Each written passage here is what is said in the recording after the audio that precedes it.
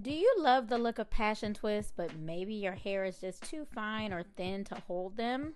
Or maybe you just want the look without the fuss? Then this is the video for you. To see how I got this look in 30 minutes or less, make sure you stay tuned. Today we're trying out a lace unit from Neatandsleek. This company specializes in protective style units. They have everything from classic box braids to knotless braids to butterfly locks in a wide range of styles and colors. You can order what they have on stock, or you can get a unit custom made to your liking. I have reviewed a few of their units on this channel before, which I will link in the cards above for you to check out. I loved all of the previous units they sent, so when they reached out again, I wanted to try something different, so I chose this passion twist unit. It is a 13 by 6 frontal, so you do have lace from ear to ear. The color is in 1B and the cap size is medium. For reference, my head measurement is about 21 inches, and a medium is on the larger side for me with my hair braided flat. But if I had more hair that needed to be tucked into the cap, then it would fit perfectly. So I could size down to a small for a more snug fit. The cap specs are standard: 2 combs in the front, 1 in the back, adjustable straps, and an elastic band. The hairline is pre-plucked and all the knots are bleached. The braid in the front is meant to be loosened so you can customize the baby hairs. This is a frontal, so the back wefts are sewn in the back, so keep that in mind when we get to the styling portion of this video. The foundation hair is a 100% virgin hair, but the braid strands are handmade with 100% synthetic premium Canacolon fiber. So it's just like having passion twists installed on your actual hair. The length on the card said bra strap length, which I'm guessing is about 18 to 20 inches.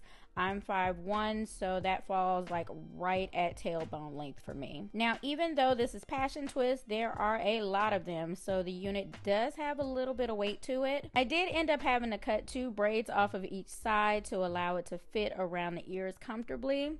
I went ahead and removed the baby hairline so I could see the hairline, and I went ahead and cut the lace because if you caught my last video, I am a self-established glueless girl. So yeah, we won't be gluing this bad boy down today. We're gonna wear it glueless. Now that I'm watching this back, I don't like the line of demarcation from the wig cap underneath.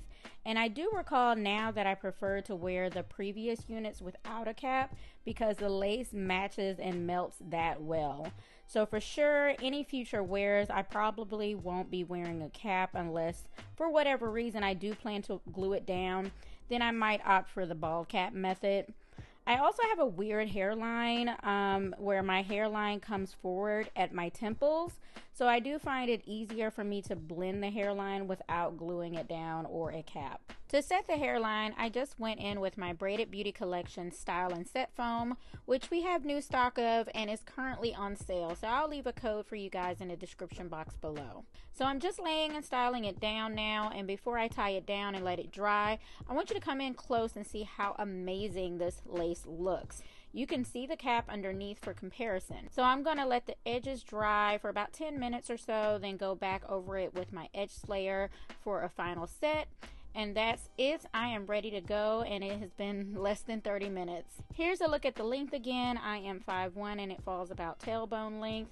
There are a lot of twists on this unit, so beware, it does have some weight to it. The only thing that does kind of bug me is that the hair for the foundation of the unit, it's not curly or textured, so the more you style it and mess with the twists start to stretch out the ends, and the ends start to poke out.